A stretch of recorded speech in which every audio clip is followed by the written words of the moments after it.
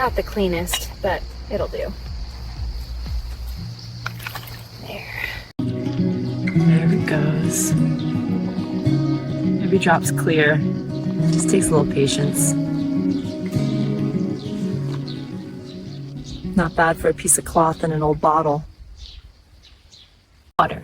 This one went through the filter, nice and clear. This one didn't. Big difference, right? Now I'll set the clean water in the coals to finish it off. A pair of sticks keeps it steady while it heats. Once it hits a rolling boil, it's ready to drink. Simple and Skin's thick, but once you find the seam, it just gives. Look at that color. Little rubies. We'll let them dye the water. Just a few more.